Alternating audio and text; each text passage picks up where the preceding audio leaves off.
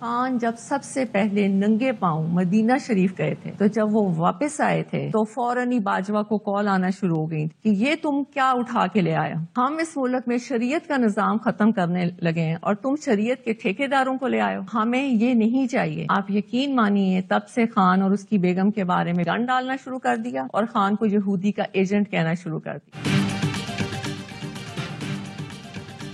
بانی کی حکومت گرانے کا امریکہ پر الزام، بشرا بیوی نے الزام کسی اور پر لگا دیا۔ بانی پیچھے آئے، جب مدینہ ننگے پاؤں گئے اور واپس آئے تو باجوہ کو کالز آنا شروع ہو گئیں۔ بشرا بیوی کہتی ہیں باجوہ کو کہا گیا یہ آپ کس شخص کو لے آئے ہیں، ہمیں ایسے لوگ نہیں چاہیے۔ باجوہ کو کہا گیا ہم تو اس ملک میں شریعت ختم کرنے لگے ہیں اور آپ ایسے شخص کو لے آئے، کہا گیا ہمیں ایسے لوگ نہیں چاہیے۔ تب سے ہمارے خلاف گند ڈالنا شروع کر دیا گیا۔ بانی کو یہودی ایجنٹ کہا جانے لگا۔ میں موجود تھا خان صاحب کے ساتھ، جنرل باجوہ بھی ادھر موجود تھے، تو ان کو کال کی تو ضرورت نہیں تھی کہ سعودی عرب ان کو کال کرتا۔ مجھے آپ بتائیں کون سی شریعت خان صاحب نے پاکستان میں نافذ کی ہوئی؟ دوست ممالک کے اوپر الزام تراشی نہیں کرنی چاہیے۔ سابق army chief general Qamar Javed Bajwa نے بشرا بیوی کے بیان کی تردید کر دی۔ کہتے ہیں بانی پیچھے ہے کہ سعودی عرب سے واپسی پر کوئی فون کالز نہیں آئیں۔ بشرا بیوی غلط کہہ رہی ہیں، میرے پاس کوئی کالز نہیں آئی تھیں۔ چیئرمین پاکستان علماء کونسل طاہر اشرفی کہتے ہیں بشرا بیوی جھوٹ بول رہی ہیں، سعودی عرب کو جنرل باجوہ کو کالز کرنے کی ضرورت نہیں تھی، وہ وہیں موجود تھے۔ بشرا بیوی کے بیانات سعودی عرب کے خلاف مہم کا حصہ ہیں۔ بانی نے سعودی عرب سے تعلقات تباہ کر دیے تھے، جنرل باجوہ اور فوج نے جا کر تعلقات بحال کروائے۔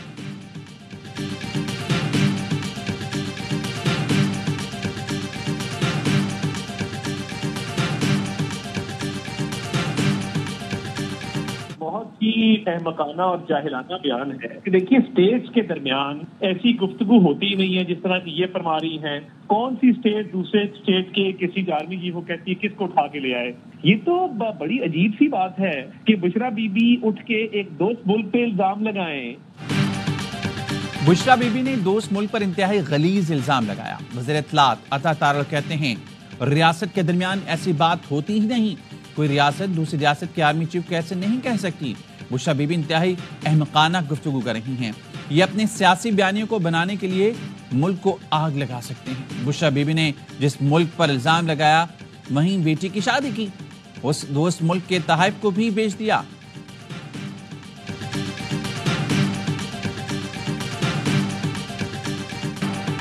اسلام آباد ہائی کورٹ کا انتظامیہ کو احتجاج کی اجازت نہ دینے کا حکم۔ چیف جسٹس اسلام آباد ہائی کورٹ نے وزیر داخلہ کو پی ٹی آئی سے مذاکرات کی ہدایت کر دی۔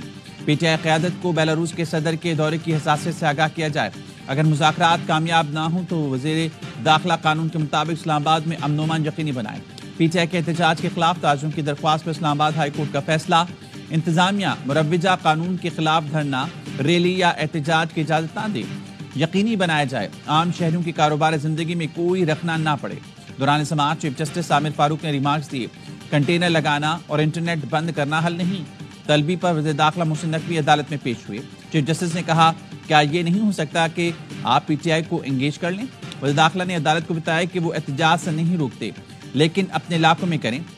گرم میں 38 لوگ شہید ہو گئے، ادھر فوکس کریں، یا ادھر بیلاروس کے صدر پاکستان آ رہے ہیں، پورا وفد آ رہا ہے، یہ صورتحال ہوگی تو ہمارے ملک کا برا تاثر جائے گا۔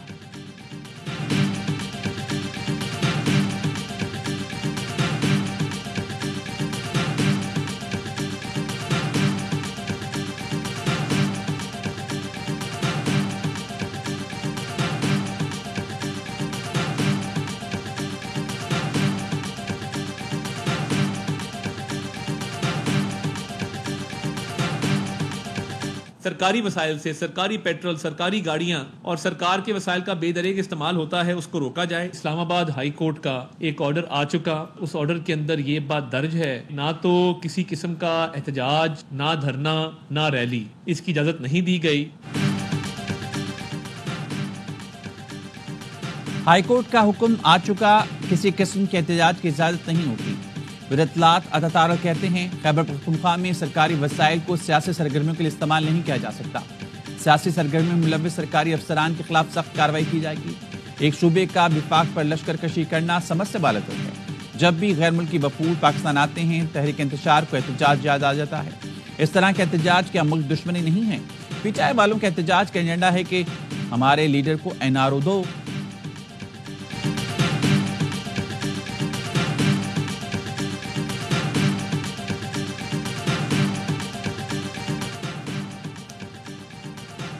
سرکاری وسائل کے غلط استعمال کے خلاف مزاحمت کریں۔ چیف سیکرٹری خیبر پختونخوا کا تمام کمشنرز، ڈپٹی کمشنرز، سیکرٹریز اور پولیس افسران کو مراسلہ۔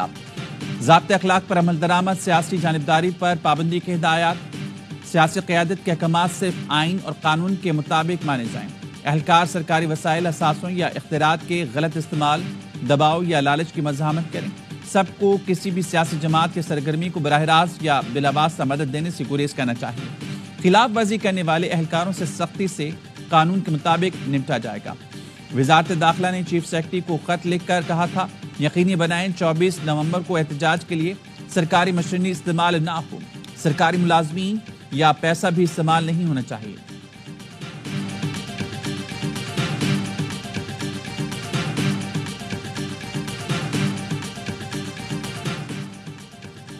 احتجاج کے لیے سرکاری وسائل پہلے استعمال ہوئے، نہ اب ہوں گے۔ مشیر اطلاعات بیرسٹر سیف کہتے ہیں، سیکیورٹی اہلکار MNAs MPs کے ساتھ ہوتے ہیں۔ ہم نے تو کبھی کسی اہلکار کو نہیں کہا کہ کسی اہلکار کو پتھر ماریں۔ احتجاج کے لیے تیاریاں آخر مراحل میں ہیں، عوام کو موبلائز کر رہے ہیں۔ وزراء 24 نومبر کو خود احتجاج کی قیادت کریں گے۔ حکومت بانی PTI کو رہا اور مذاکرات کے لیے واضح اعلان کریں۔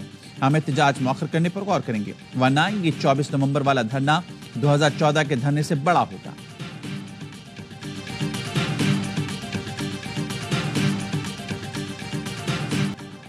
لوئر کرم میں مسافر گاڑیوں پر فائرنگ، وزیر داخلہ محسن نقوی نے 38 افراد کے جاں بحق ہونے کی تصدیق کر دی۔ 5 خواتین اور ایک بچی جاں بحق ہونے والوں میں شامل، متعدد افراد زخمی۔ پولیس نے بتایا گاڑیوں کا ایک قافلہ پشاور سے کرم اور دوسرا کرم سے پشاور جا رہا تھا۔ تمام زخمی اسپتال منتقل، بعض زخمیوں کی حالت تشویشناک ہے۔ صدر اور وزیر اعظم کی کرم میں مسافر گاڑیوں پر فائرنگ کی مذمت، ذمہ داروں کو کیفر کردار تک پہنچایا جائے۔ سیکیورٹی اداروں کو حکم، وزراء خیبر پختونخوا کا اظہار افسوس، لواحقین کے لیے مالی امداد کا اعلان کیا۔ بیرسٹر صاحب کہتے ہیں، حملہ آوروں نے پہلے کانوائے میں شامل پولیس اہلکاروں کو نشانہ بنایا۔ افغانستان میں موجود پاکستان مخالف دہشت گردوں کی کارروائی کو خارج از امکان قرار نہیں دیا جا سکتا۔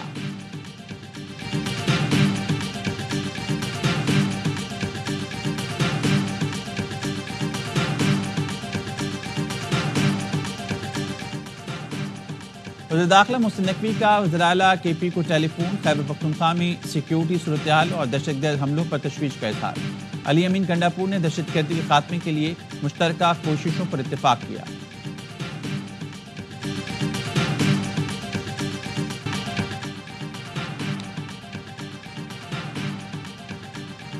وزیر داخلہ کی PTI سے مذاکرات کی تردید، بانی PTI کو مذاکرات کی خواہش ہے تو کھل کر بتائیں۔ ایک طرف دھرنے اور دھمکیاں، دوسری طرف مذاکرات کے بعد ایسا نہیں ہو سکتا۔ محسن نقوی کہتے ہیں، بانی PTI کو رہا کرانا ہے تو عدالتوں سے بات کریں، ان پر مقدمات ہیں، رہائی کا اختیار میرے پاس نہیں۔ اپنے صوبے میں احتجاج کریں، اسلام آباد میں اجازت نہیں دی جائے گی۔ PTI کے احتجاج میں افغان شہری کیوں شامل ہوتے ہیں؟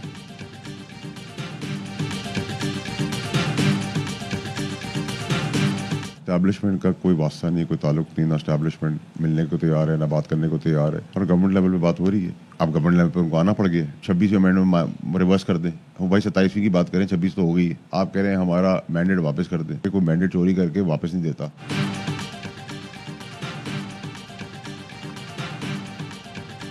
PTI کے اسٹیبلشمنٹ سے مذاکرات نہیں ہو رہے۔ PTI اس وقت حکومت سے مذاکرات کر رہی ہے، ان مذاکرات سے کچھ نہیں ملے گا۔ 26ویں آئینی ترمیم اور مینڈیٹ کی واپسی کے مطالبات قابل عمل نہیں۔ سینیٹر فیصل بابرہ کہتے ہیں، بانی PTI کو پہلے کچھ ملا، نہ اب ملے گا۔ PTI کے لوگ بانی کے ساتھ بے ایمانی کر رہے ہیں۔ بانی کو رہائی کے لیے معاملات اپنے ہاتھ میں لینا ہوں گے۔ بانی PTI کو ایک قدم پیچھے ہٹنا پڑے گا۔ بردباری کا مظاہرہ کر کے چیزیں ٹیبل پر رکھیں۔ ایوان سے پھانسی کے پھندے تک اور جیل سے اقتدار تک پہنچا دیا جاتا ہے۔ فیض حمید کا ٹرائل مکمل ہونے والا ہے، کورٹ مارشل اور سزا جلد ہوگی۔ اگر کوئی سویلین ملوث نکلا تو اس کا بھی ملٹری ٹرائل ہوگا۔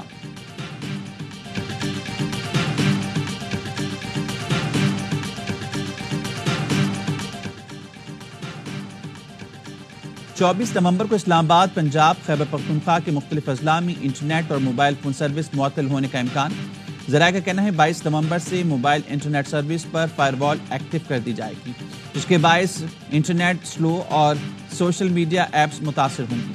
پی ٹی آئی کے خلاف کریک ڈاؤن کا فیصلہ، گرفتاریوں کے لیے ٹیمیں تشکیل، اسلام آباد پولیس کا 26 نمبر چنگی کے اطراف گرینڈ آپریشن کا فیصلہ، تمام تھانوں کو ایس ایچ اوز اور نفری کے حملہ طلب، پی ٹی آئی کارکنان اور غیر قانونی مقیم افغان باشندوں کے خلاف آپریشن کیا جائے گا، راولپنڈی، اٹک اور جہلم میں رینجرز طلب۔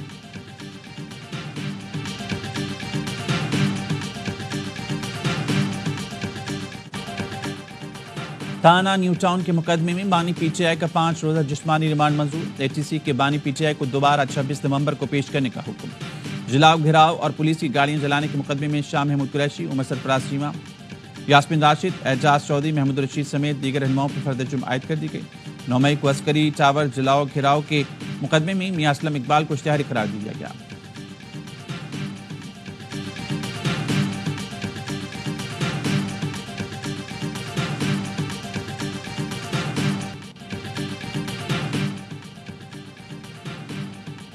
Chairman joint chief of staff committee کا دفاعی نمائش کا دورہ، شریک ممالک کے وزراء، عسکری حکام اور دیگر عہدیداروں سے ملاقاتیں کی۔ جنرل ساحل شمشاد مرزا نے مختلف پویلین اور اسٹالز کا دورہ کیا، سیمینار سے بھی خطاب کیا۔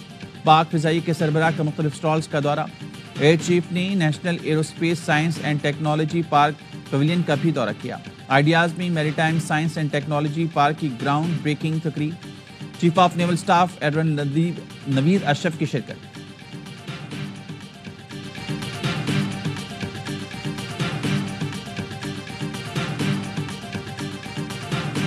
آئیڈیاز 2024 میں جدید ہتھیار، heavy machine guns, sniper rifle کی نمائش، پاکستان کے تیار کردہ جدید ترین بغیر پائلٹ کے ڈرون شائپر 3 میں مندوبین کی خصوصی دلچسپی۔ شائپر 3 اعلیٰ درجے کی دفاعی صلاحیتوں کا حامل ہے، 35,000 فٹ بلندی پر 24 گھنٹے سے زائد پرواز کر سکتا ہے۔ ڈی جی ایم پی نے ڈرون کو فضا میں غیر فعال کرنے کا نظام بھی متعارف کرا دیا۔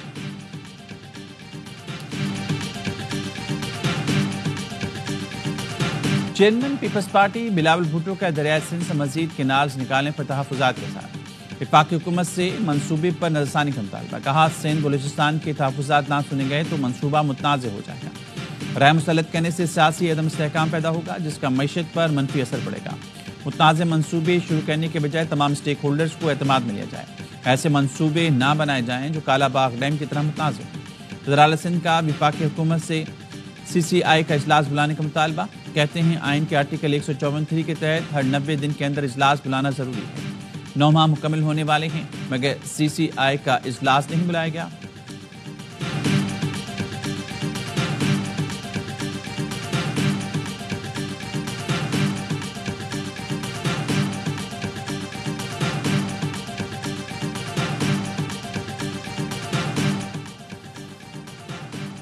اسموگ میں کمی کے باعث پابندیوں میں نرمی، پنجاب بھر کے تفریح مقامات آج سے کھولنے کی اجازت دے دی گئی، ہر قسم کے فیسٹیول اور نمائش کی بھی اجازت ہوگی۔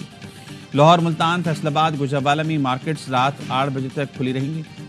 فارمیسز، تندور، bakeries, departmental stores, grocery stores سمیت بنیادی اشیاء ضروریات کی دکانوں کے لیے وقت کی پابندی ختم کر دی گئی۔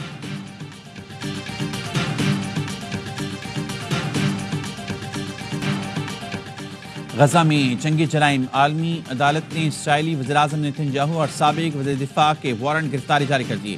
انٹرنیشنل کرمنل کورٹ نے فیصلہ سناتے ہوئے کہا نیتن یاہو اور گلینٹ نے غزہ میں انسانیت سوز مظالم کا ارتکاب کیا، فلسطینیوں کو خوراک، پانی اور طبی امداد سمیت ضروری سامان سے محروم رکھا۔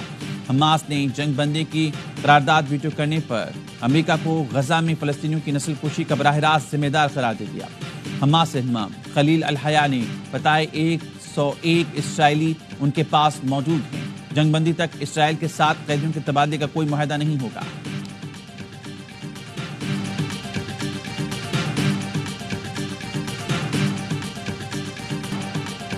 آئی سی سی چیمپئنز ٹرافی پر ڈیڈ لاک برقرار، شیڈول کا اعلان اب تک نہ ہو سکا۔ آئی سی سی کے ہیڈ آفس دبئی میں خاموشی چھائی ہوئی ہے۔ پی سی بی کے سخت موقع پر آئی سی سی کا جواب نہیں آیا۔ پاکستان نے بھارتی ٹیم کے نہ آنے پر وضاحت طلب کی تھی۔ مختلف کرکٹ بورڈز بھی پی سی بی کے حامی ہیں۔